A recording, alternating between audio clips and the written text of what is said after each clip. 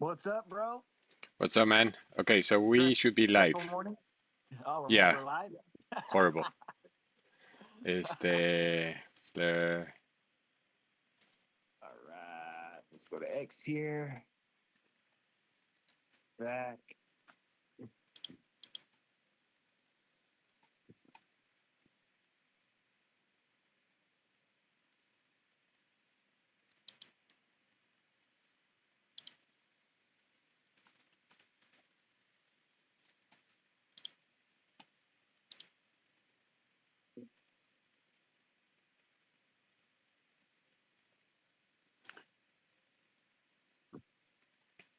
Can you log in from YouTube and see if it's live?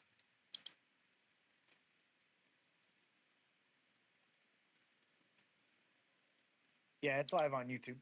I see you moving around. Yeah, there's a little lag between what we say and then what it's actually showing.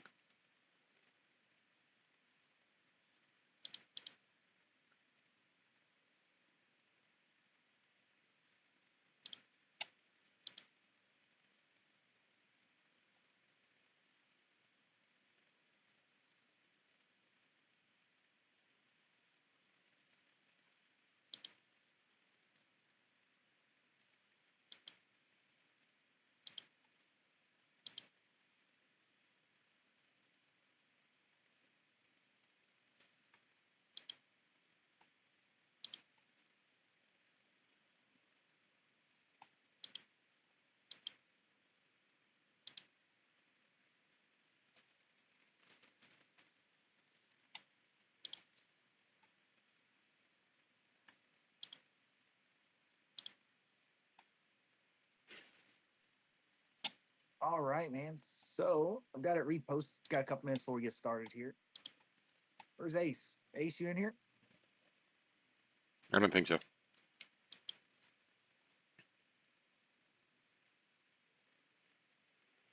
All right, I think I'm now deploying correctly. Ah, I think I'm now deploying correctly. Jesus, man, uh, stressful. oh man, dude. Let me close some stuff. I mean, it is what it is. I'll fix it afterwards, but just very stressful. Oh, I know you are, bro. Hell, I don't even. I might not even be back up and running yet. It's deploying right now. That's why. No, dude, I had to install Perovskite, the Drizzle. I had to reinstall everything. Yeah.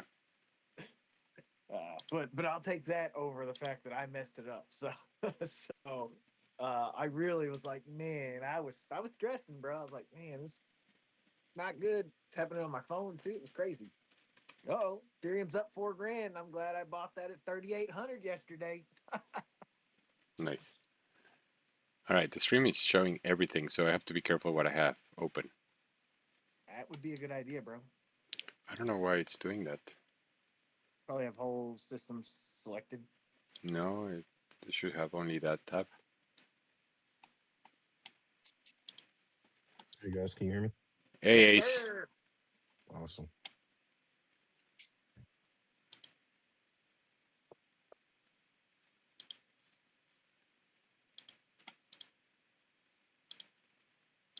I wonder how many people are going to join in on the guessing game. Hopefully, quite a few. We'll see. How many are we at now? For the website, Yeah. let me reload it here.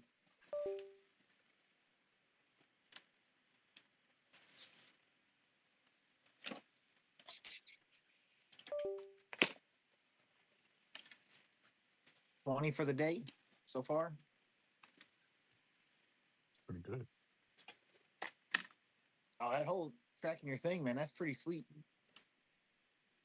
Do you see the thing I created, the Ace, with the being able to track the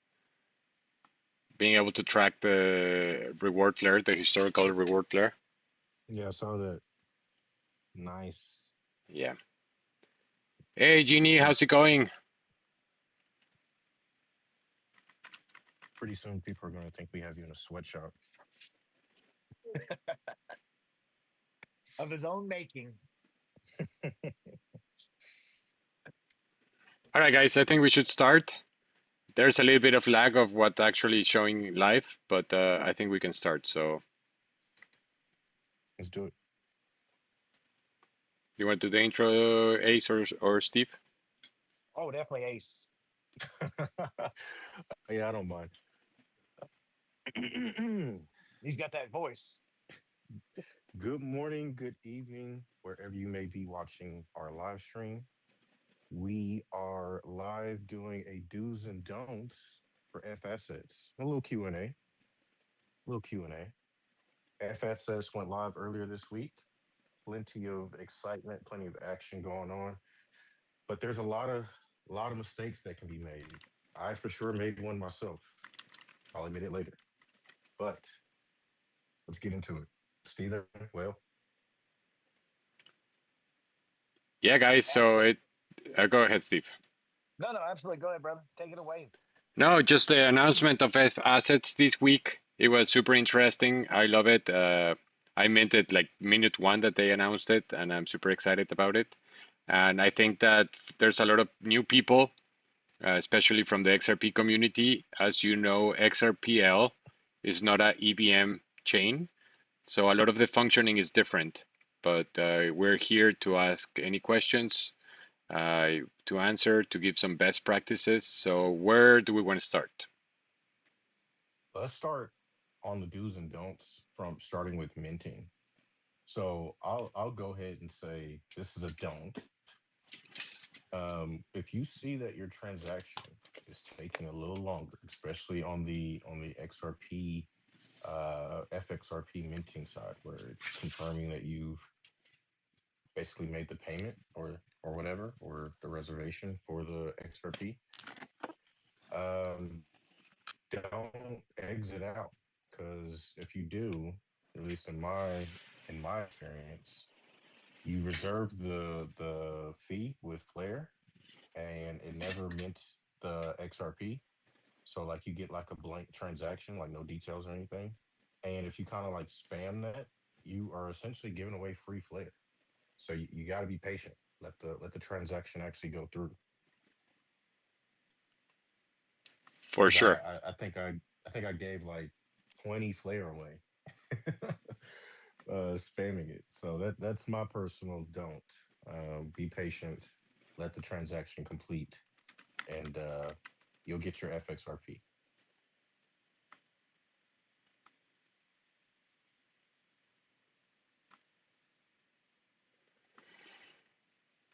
Okay, yeah, that's a good one. So be patient. It actually takes around 5 minutes. One thing that I would recommend is that you check that before you start the transaction, you are sure that there's available lots to mint. I think that's important. Um, if you try to mint, like right now, if I say mint, it's going to say that I have zero. Right now, I'm So, using my Rabi wallet, so I don't have an XRP address connected, so I can't actually show the mint. But yeah, it's important to know that if there's zero lots available, you can't mint. so why is that? Again, that was built in, and I think we should cover the why that actually happens. Go ahead, Days. No, I wasn't saying anything. Okay, I was well, the why kind of ties into making sure that nobody like scams the system and kind of loads it down. So the moment you make that first handshake, you've committed your flare, or which was originally when we were first testing Songbirds, and the goal of that is to help kind of uh, take care of the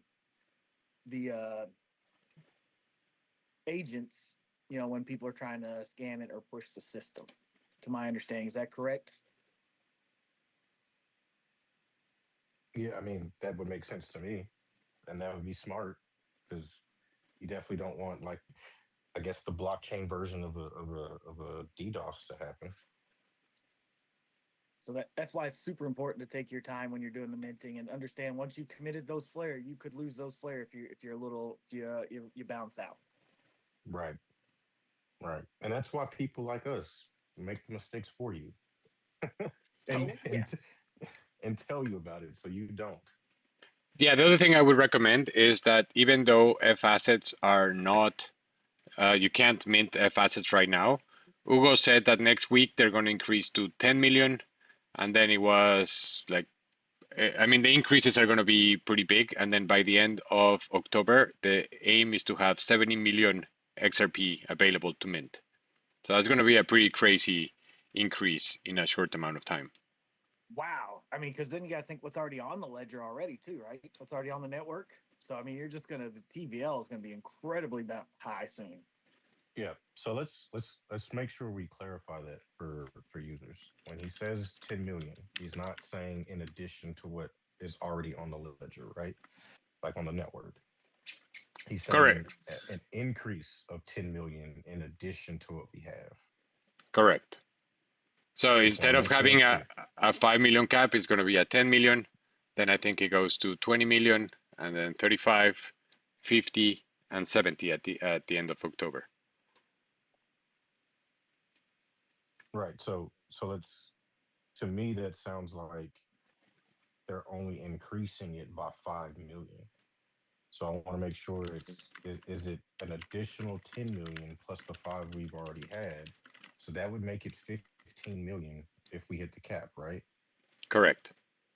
Okay. Hey Just making guys, sure that's clear to everybody. real quick, I have no idea how to fix this, but in Zoom I can hear you guys okay, but there are people reporting that your audio and Steve's is pretty low compared to mine. Oh, that sucks. I am on my mobile device, so that's probably why I'm not at my desk. That's the Yeah, same. I'm on a mobile, so I don't I know. I can hear you guys perfectly. That's I don't know. Let's see what I could do about that real quick.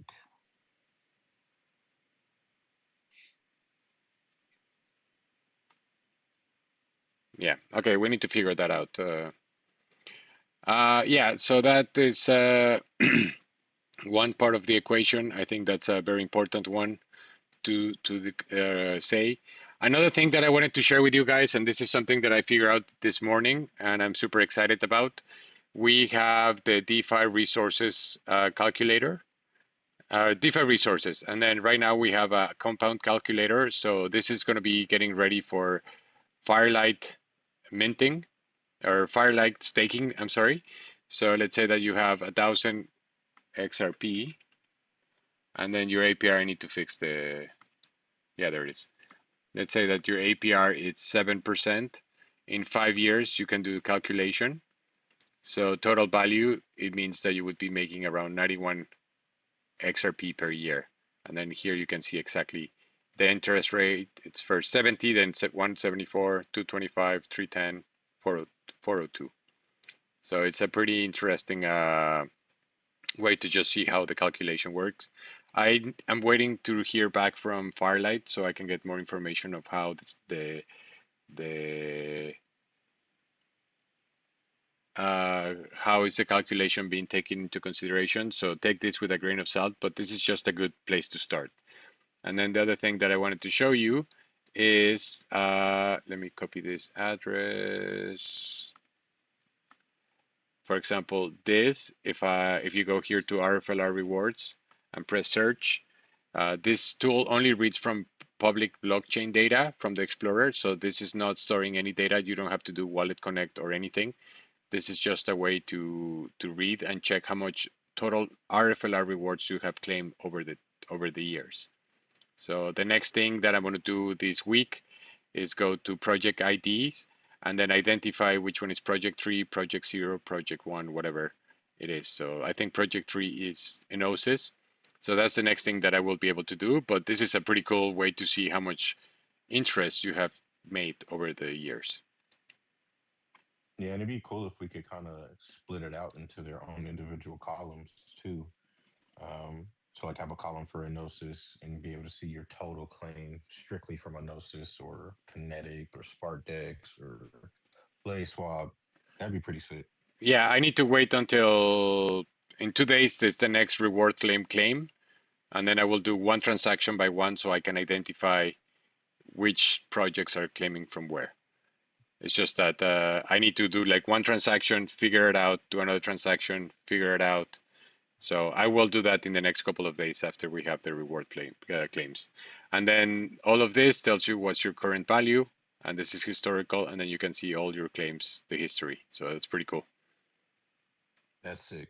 So going back to the compound calculator real quick, is that specifically for XR? Yeah, it's okay. XRP. Okay.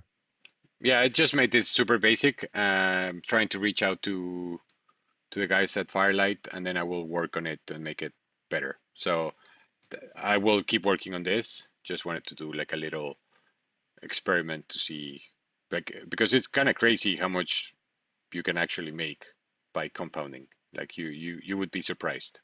Oh, absolutely. Absolutely. You Absolutely. wanna Okay. you wanna bring up our DeFi 101, and then maybe we can kind of show that little page so people know how to kind of get some of those videos and content. And I'd love to kind of cover after that. The high APYs a lot of people are saying are red flags. I'd love to Correct. kind of cover that too. Yeah. So if you go to flareforward.com or defiuniversitypro.com, you go to DeFi 101, and here you can have an overview of what is DeFi. Here we talk about velocity of money on compound. We use different. We tell you different strategies for your wallets. We talk about wrapping and staking in Flare terms. We do an overview of actual DeFi opportunities, lending and borrowing, liquidity pools, like everything. Of course, what Steven is saying, risk, like higher APRs means that there's higher risk. But I think that the main thing is how do you negate them by having knowledge and understanding of how things work. Because I Yeah. think the biggest problem is that if you're just chasing a high yield and you're just clicking buttons that you don't understand, then there is a big chance that you're going to get burned. And I think that that's an important thing to have in mind, that the more you Yeah. understand this, the better that you can manage your risk. And then sure, you can get high APIs without stressing too much about it. Yeah. Don't get wrecked. That's the name of the game. Don't get wrecked. Learn before you earn is my motto. Um, Oh, we heard it in your live stream the other day. I'm dead ass serious. so He you got to was. give that friendly disclaimer. But we're gonna have to update this pretty soon. The DeFi 101 with CDP and Firelight coming out. We definitely are going to be adding some videos related to that, just so that basic education and know-how is there. Hey, yes, coach. So we have a question here from one of the audience. Um, Steve, can you monitor X in case there's questions, please? Yes, sir. All right. So S coach is asking, I'm loaning out FXRP on Kinetic. The yield is not in XRP, it's denominated in reward flare. Will Firelight give yields in FXRP or XRP? I'm a bit disappointed with Kinetic. All right, bro, you need to understand why is there yield, because they can't be yield just because. Right now, the FXRP markets on Kinetic are isolated, so that means that this market is completely independent from the primary markets. And that's a defense mechanism because FXRP is a new asset on the Flare networks, and there's not enough liquidity to risk it. So if this goes bad for whatever reason, then it doesn't affect the primary markets. The APR that you get on borrowing and lending is from other people borrowing your own assets. So once FXRP is available to borrow, then you will start getting a small APY on XRP. Right now, this is only incentives. So that's kind of what I was saying before. This is not just clicking buttons to chase yield, it's really understanding what's going on and then implementing. So for example, this, I have S-Flare length and I'm only making 48% APY, and then I'm paying 9% to borrow USDT zero. This USDT interest that I'm paying, I am paying it to the people that are lending. So here, for example, this is going to be how it's going to look. You can see here, you have supply APY, that is the interest that you're getting paid in USDT zero for lending. And then you have the incentives, which right now it's 19% in reward flare. So when people are borrowing XRP, if you are lending it, then you will get interest in XRP, but it's not free XRP just because you're lending it there. So if the higher the utilization rate, the higher the APY In this case, you can see if the utilization rate between the suppliers and the borrowing is 36%, then you're getting 1.57 and you are paying 5.55. If we start going past 80%, the supply APY is 31% and the borrow APY is 47%. So the borrowers are paying the suppliers. It's not just free money just because that. And that's kind of what people are saying. Like, where does the yield come from? In borrowing and lending, the people that are borrowing the assets are paying the people that are lending their assets. I hope that was clear, Peer as to coach. peer, peer to peer. Correct. So what you're saying is, since there is none of that, Flare is going to prop up the ecosystem, give you a small APY for taking your time and staking it, so that they can let the system mature and then allow us to start earning our yield in XRP by opening up the market when Kinetic has everything balanced out. That is correct. And then to be clear, Yeah, you're once it not gets you're not staking your XRP on like let's also use the right terms. You're low. Borrows have opened for FXRP and USTT0 as of now. Oh Capped at wow. 400K Oh wow, that's amazing. Okay, just now. so if I people wish I start, wouldn't have sold all mine for arbitrage, but it's all right. so yeah, Firelight will give yield in XRP most likely. We still don't have the details, but I'm pretty sure that is a very different product, and that's the thing that we have to understand. That what service are you providing by doing DeFi, and that's how you can understand how are you getting paid for it. When you do LPs or liquidity provision, you're providing a service to the decentralized exchange so people can tap into your liquidity to be able to swap from one asset to another one. In borrowing there's and different. lending, go ahead. I was just gonna say each DApp has their own like yield earning structure, right? So LPs, you're making trading fees, right? So you're able to make fees in like kind. So like say you have FXRP USDT zero, and you're supplying that liquidity on a DEX.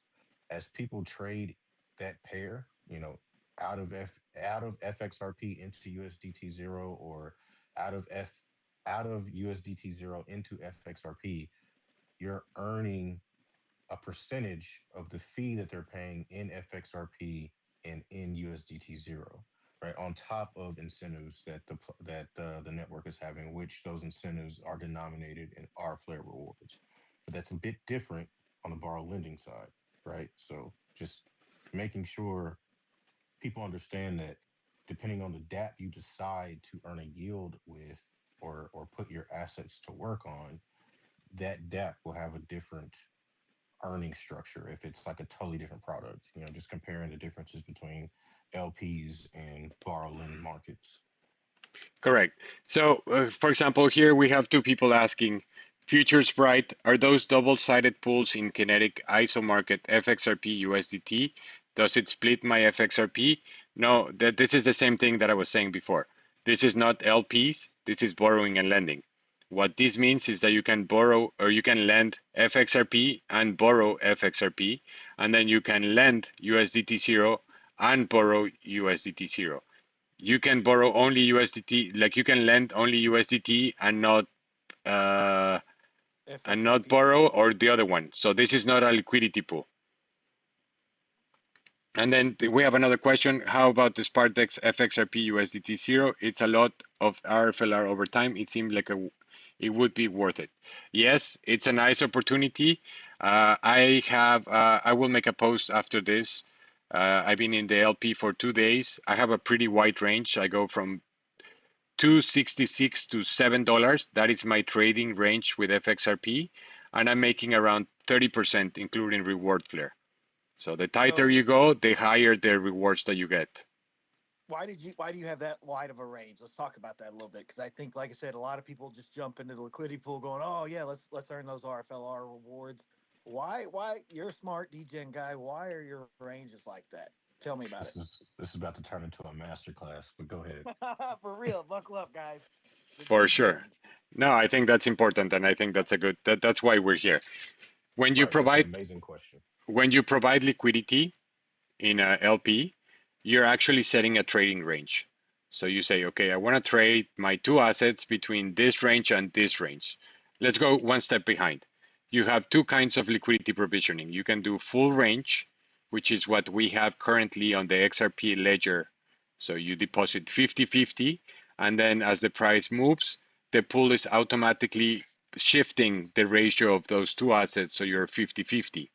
When you're Or in, or or or you'll hear it commonly referred to as Uni V2 style decks. correct. Just throwing that out there.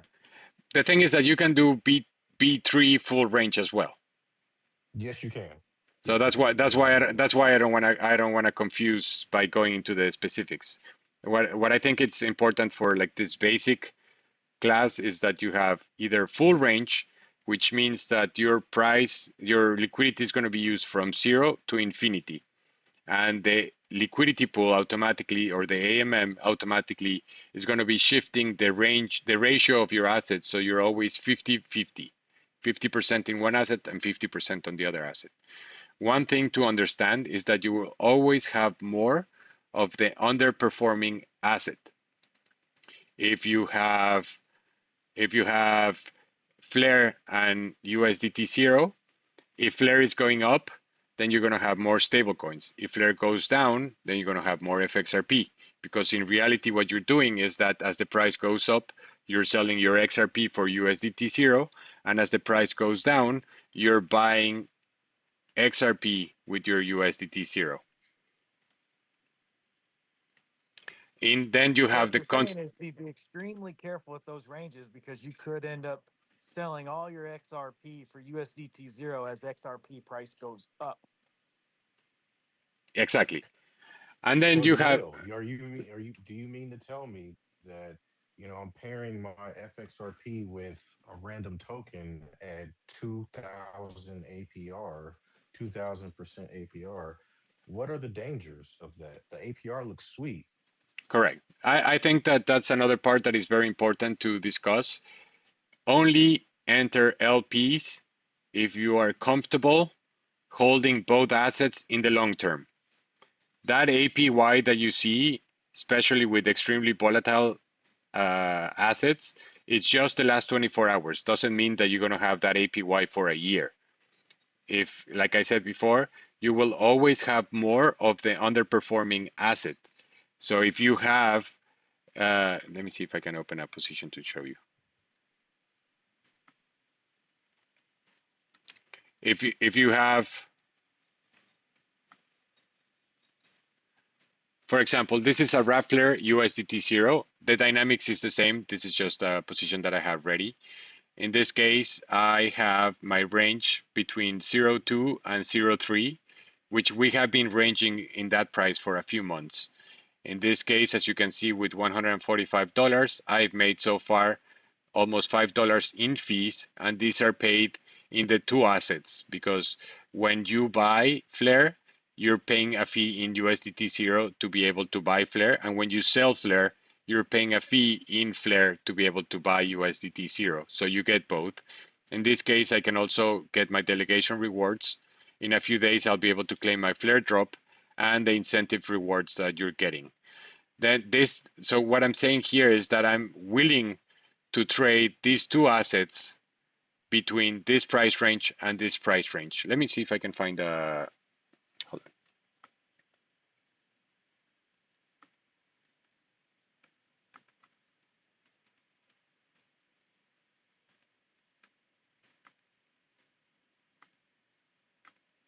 Here it is. 1 second, guys.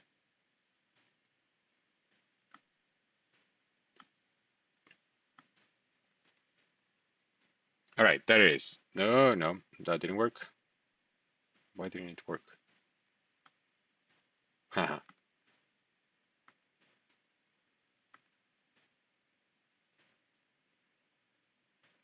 That is very strange.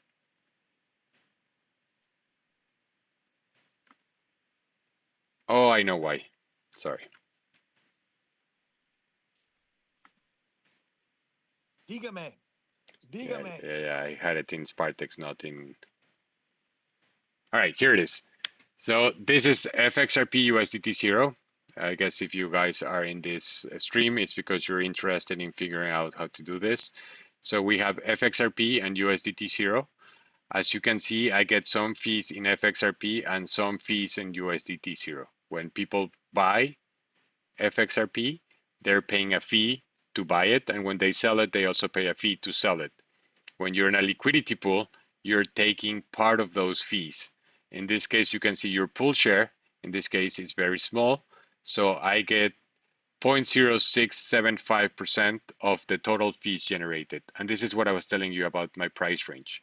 That means that if the price drops below 2.69 or 66, I'm going to be fully converted into FXRP. And then if the price goes beyond 7, then I'm going to be fully converted into USDT 0. The reason that I set up this wide range is because I don't know what the price is going to be doing in the next few weeks.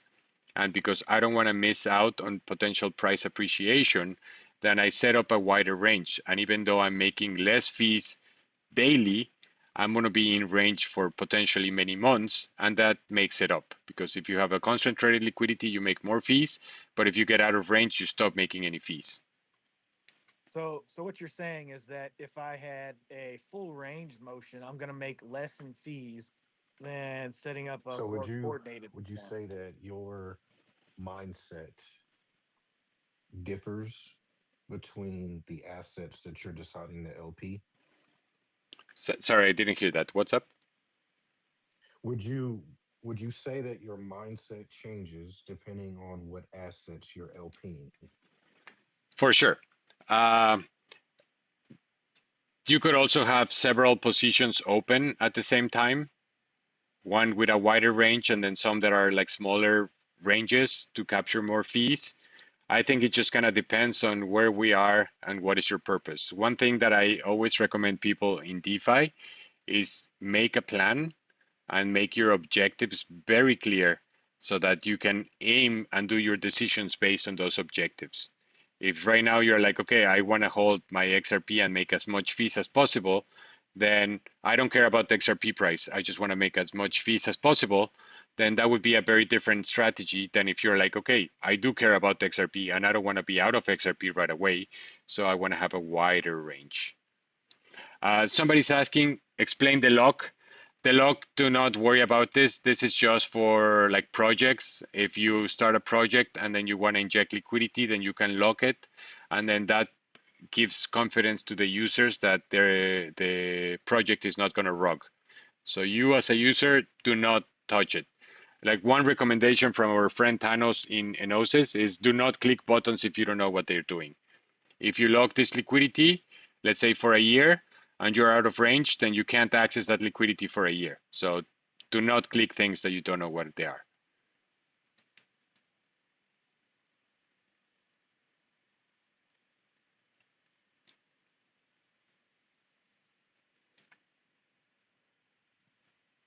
Eh, So earlier, can you hear me? Yep, Okay. So yeah, Yeah, earlier we I'd hear you. asked like, so what you're saying is you go to that tight range because you're maximizing the $216 between that range to earn fees when it's between that range. If I said I had even let's say $1,000 in full range, you're probably going to earn more in fees because you're on a tighter range than my $1,000. correct. So for example, right here it says 92%. I think that this 92% is if you have a pretty tight range, because the tighter the range, the more concentrated your liquidity is. If you go here to the analytics, let's say B3, let's choose FXRP, and then let's do the FXRP USDT 0 pool. I can see the volume. So the first day there were $131,000 traded, and it's been going Smoking. down a little bit. The Okay. TBL has been going up as time progresses. This is great. And then this is what is important. Here you can see the price up here. It says price, FXRP price. And then you can see how the liquidity is distributed across the ranges. The higher the liquidity, I wish there was a way to zoom out for this. Uh, you can see, for example, at Make sure you let 237, Steve know. yeah, the 237 at 237, there's much less liquidity than at $3. So if you were in a price range between, let's say, 278 and 307, then you are super concentrated. So then that is going to make it that your share of the pool is going to be greater because you're much more concentrated. So you're going to make more fees and you're also going to make more reward flare. The problem is that if the price gets out of range, then you don't have any more XRP. The tighter you are, the more advanced you need to be able to track and understand the movements of the assets. So at the beginning, I would suggest always start small with small quantities, test it out, and then you can either set a medium or safe range, or you can create a full range, and then you're always trading, even though you're not making as much fees. Because if you get out of range, then you need to rebalance, and then that's when you get destroyed. If you don't know what you're doing, that's really when you lose money. So the more you have to rebalance, then your fees have to be greater than the rebalancing permanent loss that you incur. If you go FXRP and USDT 0, for example, you can see the ranges. Oh, here's where you can see the liquidity map. So as you can see, there's liquidity from 0 all the way to like 7. That's where the most concentrated. And here at this point, it's where it's most liquid. And then you can say safe. In this case, you can see from 230 to 4. That does not necessarily mean that that is the best range. It's just a guide. And then if you go common, 260 to 346. And then if you go expert, you make it 5% and 10%. So you make it even tighter. Like I said, if you don't know what you're doing, I would recommend that you go into the safe or full range.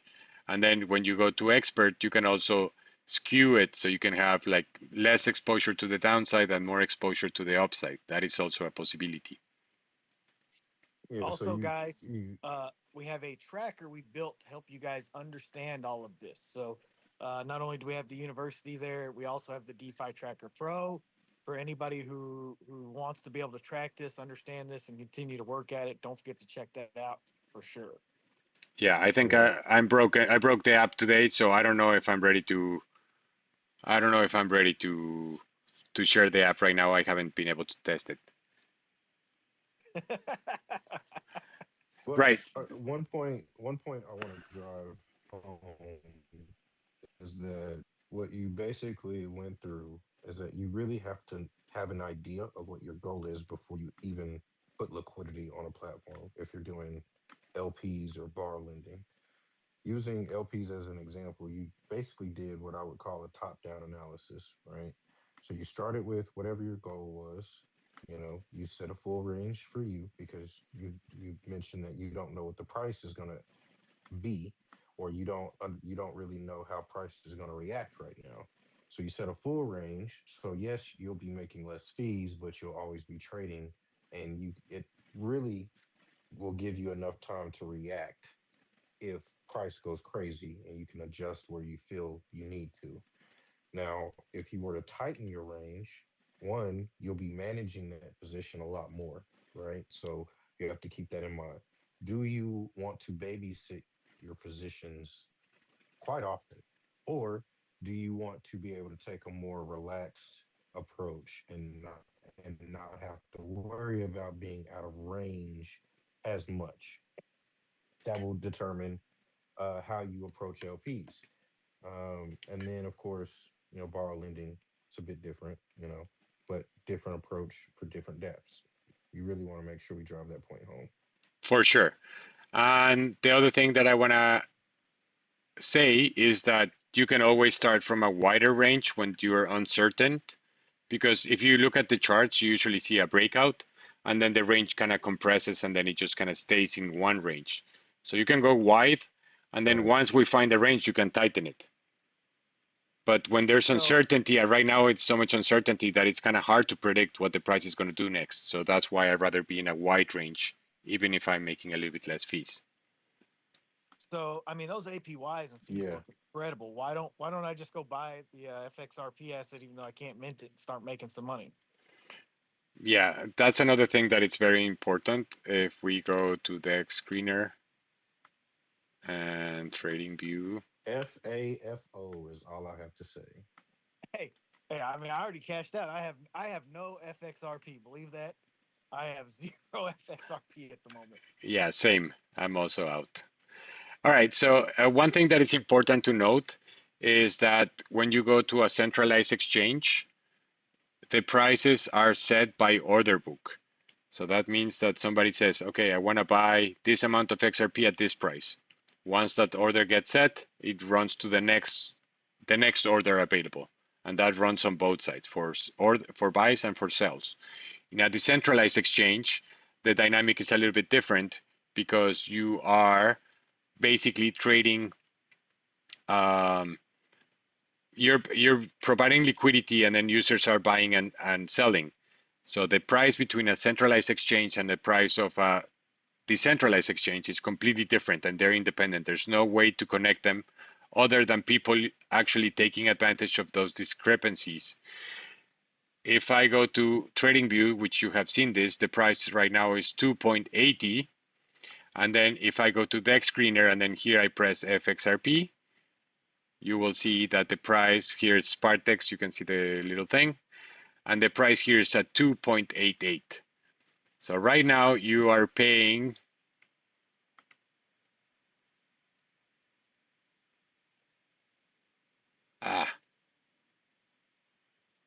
2.76% more to buy FXRP. And because the caps are minted, that slows down the arbitrage opportunities. So that's why the price is different. So before you buy, make sure that the price in the centralized exchange it's a fair price for what you're trying to buy. Because if you're paying 3 or 4% more for having FXRP, like you're not going to make that up in the next few days just to participate 1 week early. The caps are going to be increased every week. So right now, unless the price is very similar, I would not recommend that you just go and buy because you're going to be paying more for that FXRP. All right, and now I want to do something else real quick. All right, should we do a little demo of how to use different platforms?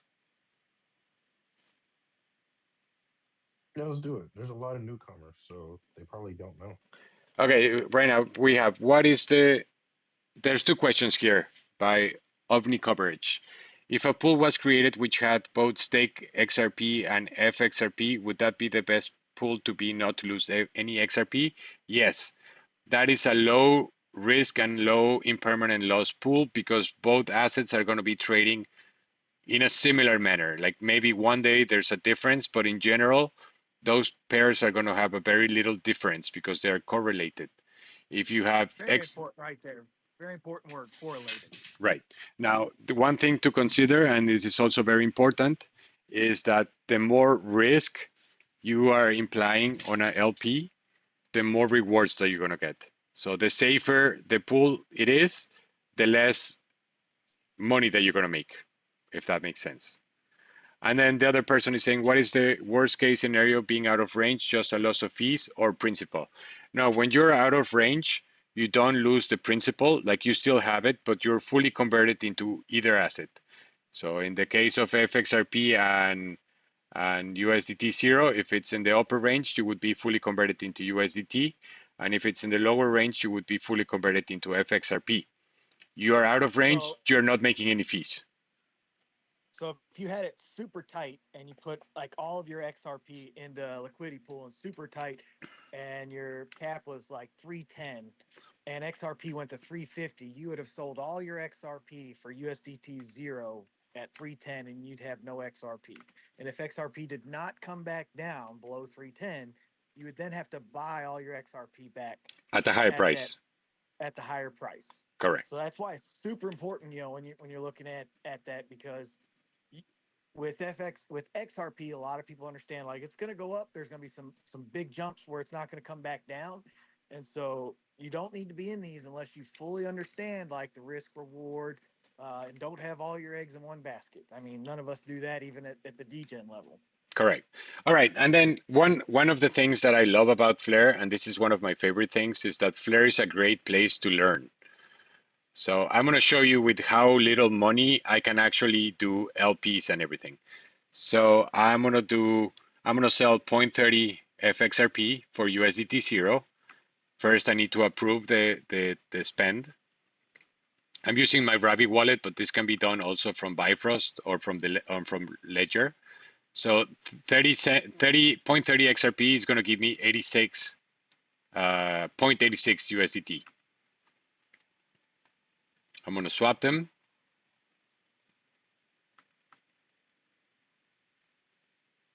The top is what you're selling and the bottom is what you're buying. And this, I could change it to Flare. I could swap between FXRP and Flare if I wanted.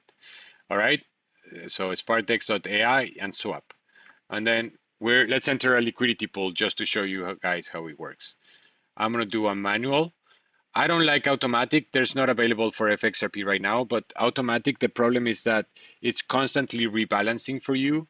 And when we have so much volatility like we had in the last few months, one spike of price that then comes back, then you might have one or two rebalances. So in my opinion, I'd rather have control of how this works. You're going to choose the select fee tier. In this case, it's going to be the 0.05%.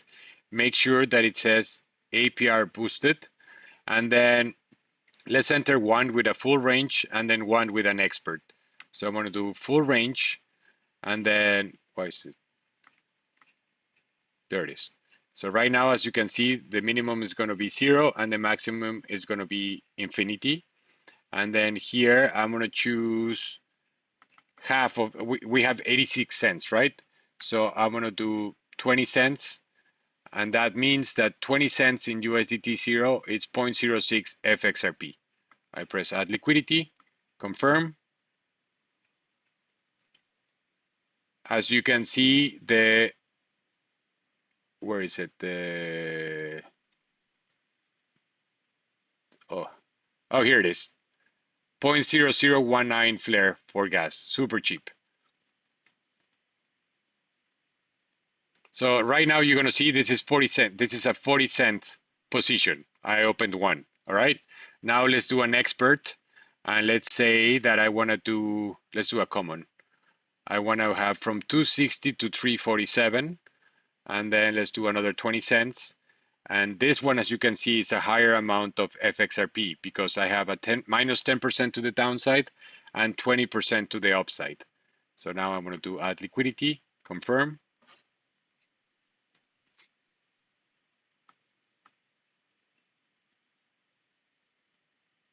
All right.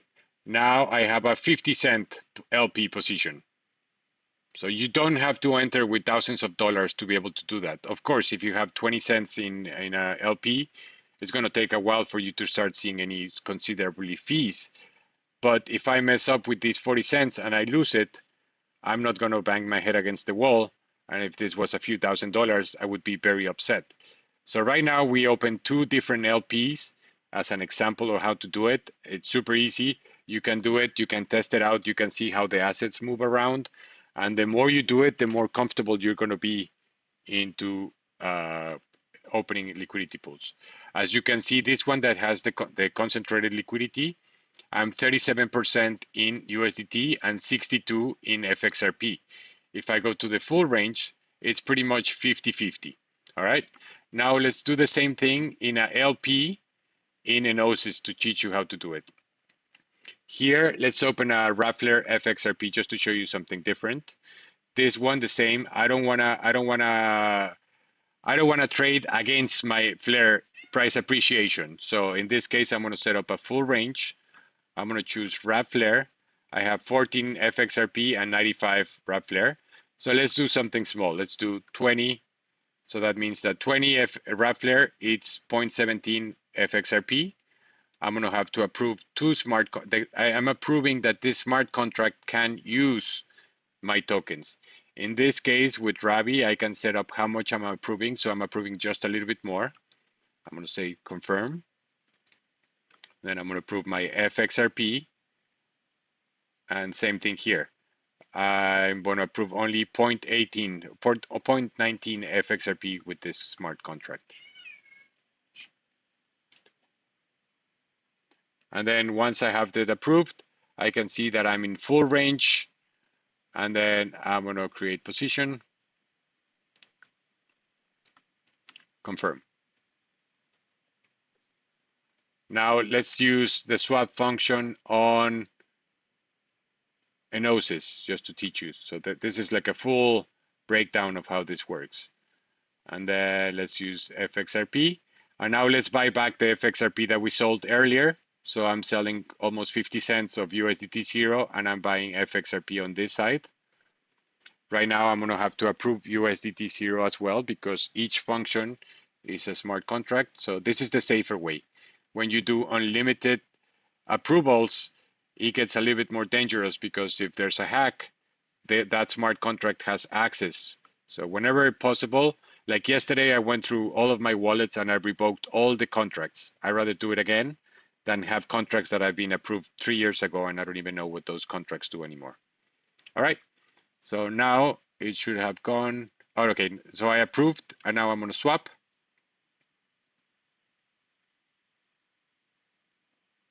I'm sure you got everybody's head spinning with that one. With what? The smart contract still connected. Yeah, so if you go to revoke cache and you connect your wallet and you go to Ravi, connect.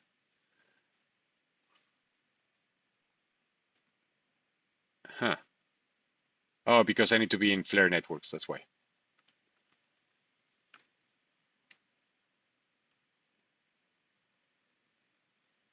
So this is important to check because sometimes you might sign something and then you don't even remember that it's there, and that could be a potential problem. As you can see, some of them are very specific amounts that are approved, and then yeah. So in this case, I have no problem because I'm approving only the amount that I'm spending. So this is a good way. And then if I wanted to revoke it, I would just change it, like revoke selected. Now let's go back to Kinetic.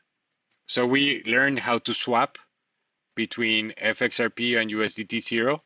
If you choose another asset, then you can swap back and forth from it. Everything is done from my wallet.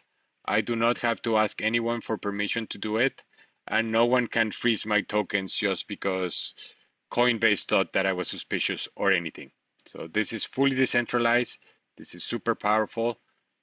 I mean, now that I can trade my XRP, other than arbitrage, I really have no reason of why I would even go to a centralized exchange, unless I'm arbitraging or I'm off ramping any money to like real life, then I would go to a centralized exchange. Otherwise, I do everything on Flare and I love it. Now let's go to where on Kinetic. The wallet has to be connected. I'm going to choose FXRP. I'm going to press max. Now, same thing. I'm going to approve. I'm approving only the amount, a little bit more of the amount that I have. Confirm. Guys, if you're listening and you have any questions, please write them down in the comments and I will try do my best to answer any questions that you might have, okay? Yeah, back on the arbitrage thing, it really has to be a difference between the two prices that makes sense when you calculate like platform fees that exchange may be charging for the swap, all those things. Are you coming out of profit? If not, it's not really, it's not worth it. Yeah, arbitrage opportunities are not something that are always there. It's more like you see it and then you execute. And Right. if you take too long, sorry, if you take too long, then the opportunity is gone. So don't think like, oh, I'm just going to sell here and then buy there. Like that might work or might not work. All right, so now I supplied FXRP into this, and let's see if there's still some. If I go down, I can see that the 400K is already supplied, but let's borrow a little bit FXRP. And now you will see that the supply APY is 0.07. In this case, I guess you could borrow FXRP and resupply it. So let's do that just to show you how it works. we're going to go supply and borrow, FXRP, and then let's borrow. So we have 15 lent. Let's borrow 3 XRP. Oh, I know why. I need to enable it as collateral. Use FXRP as collateral. This is important. If you don't have that, then you can't borrow against your tokens. I think you're assuming that's haven't hit yet.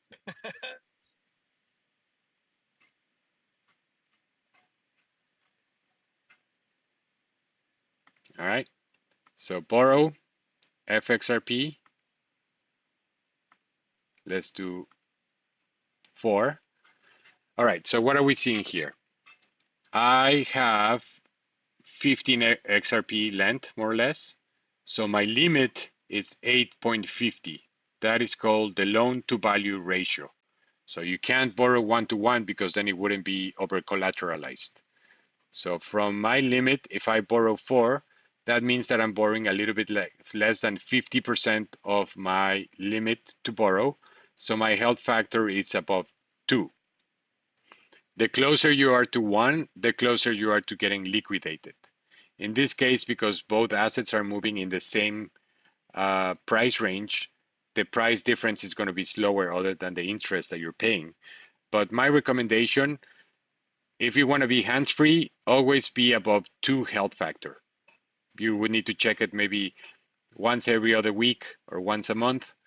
If you want to be a little bit more active, you could go down to 150, but you need to know exactly what you're getting into. Don't just click buttons just because, oh, well said that you could do 150, because I don't want to be responsible for your bad decisions. I'm trying to teach you and explain how things work.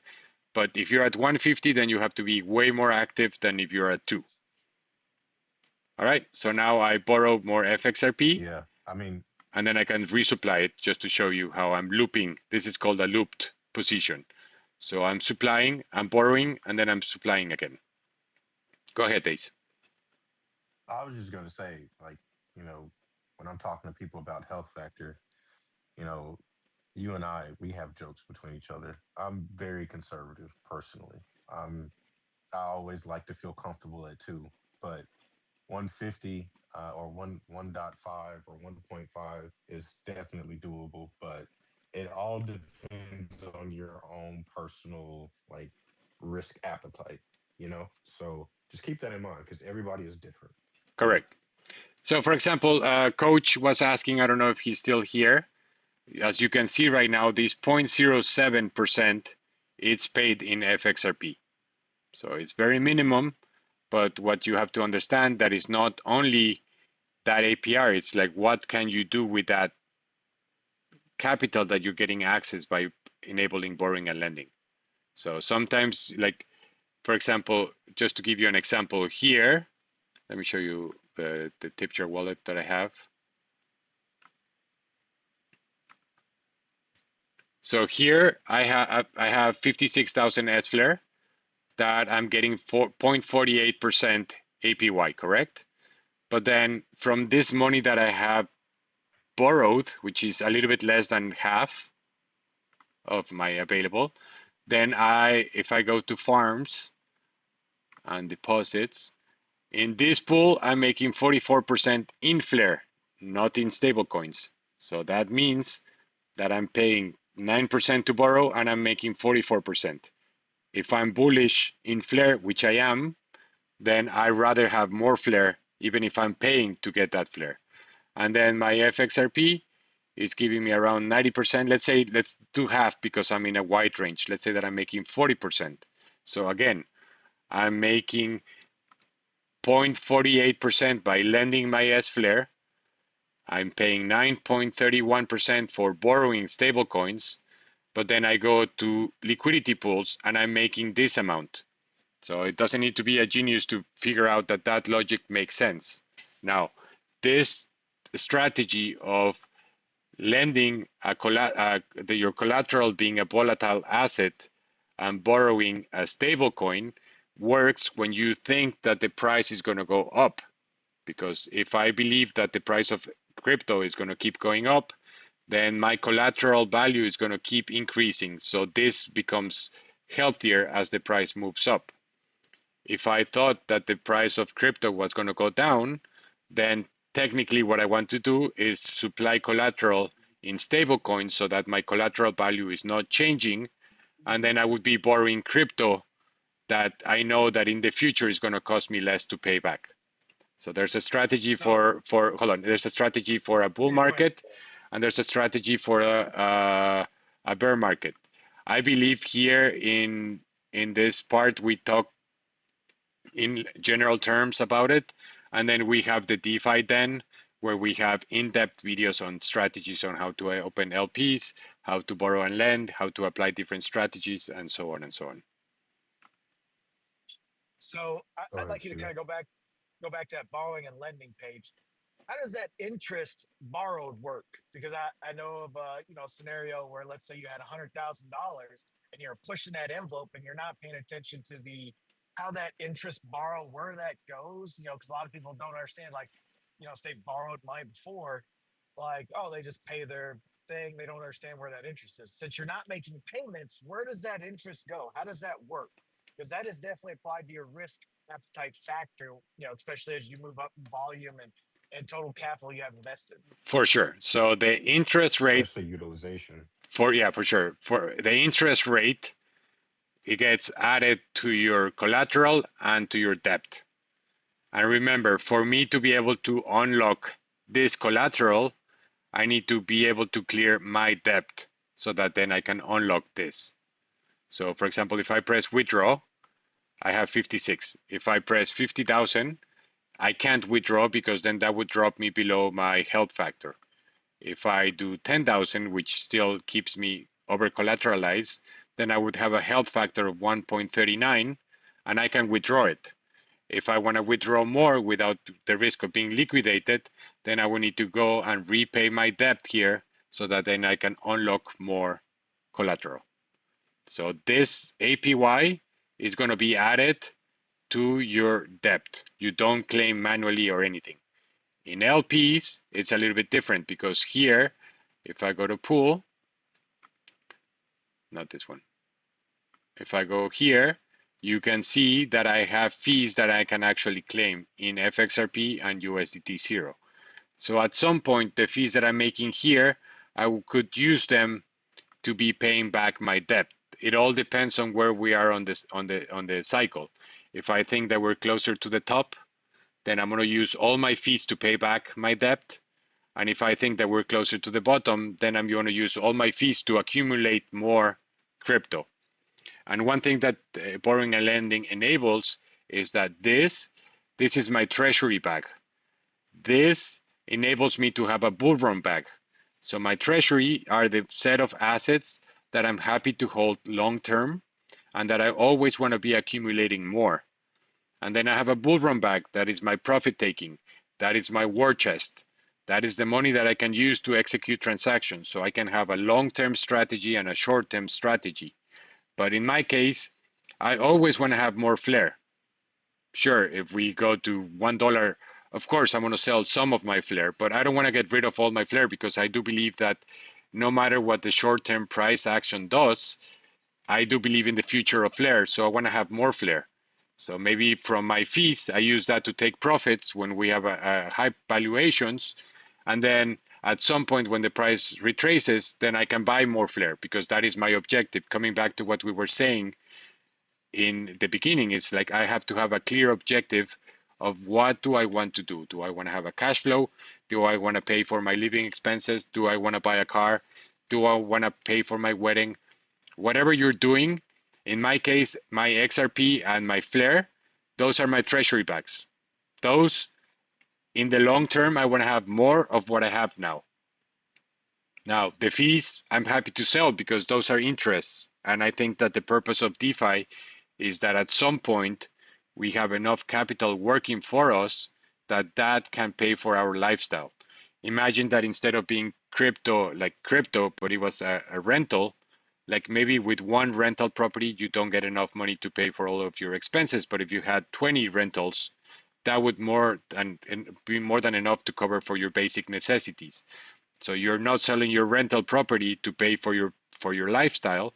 you're selling the interest that you're getting from those assets to be able to pay for your lifestyle. Dropping gold, dropping gold. For sure. All right, guys. I mean, we've been going over an hour. If you guys want to learn more, we have a tons of videos on our YouTube, and we explain all of these concepts. If you need help and you want to go more in depth, then you can subscribe to the DeFi Den. You can also reach us on X and ask questions. The Flare community is extremely helpful, and then whenever somebody has a problem, there's 10 people jumping in to help them. So don't be afraid to ask questions. Make sure to test with small amounts before you commit. One thing with DeFi is that it empowers users, but it does not enforce good decisions. The system works, and you can make a really good or a really bad decision, and there's no one that can be like, oh, no, no, don't do that. So unless you're sure what you're clicking and what you're doing, don't overcommit. I understand that these assets are very powerful and they're very hard to come by, and don't throw them away. The whole purpose of DeFi is to increase your holdings, not to decrease them. So if you have any questions, please let us know. Check out our videos. We're going to be publishing videos every week. We still have a few that are already lined up for next week. And yeah, looking forward. I think that F assets are going to be big. I have to say the cap got reached in 4 hours. That was insane. And this has been the most successful XRP launch in the history of crypto. And this is just the beginning. So let's keep learning. I do believe that part of Flare winning is that we have a very strong and educated community that we're all making good decisions together, as opposed to having a few people making a ton of money and everybody else losing.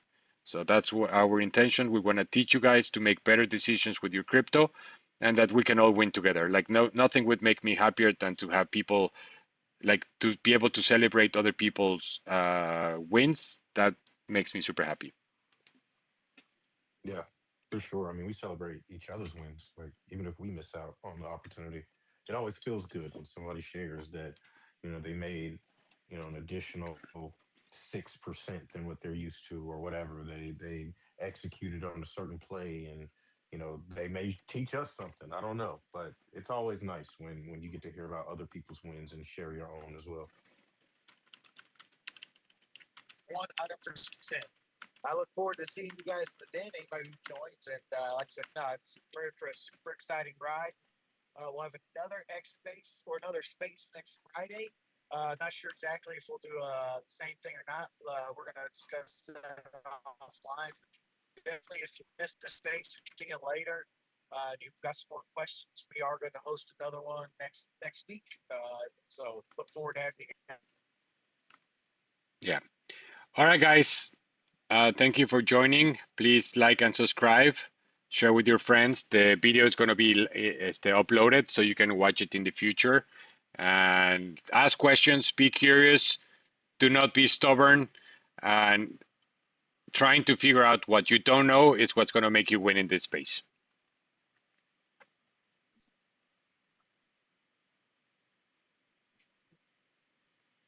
Absolutely.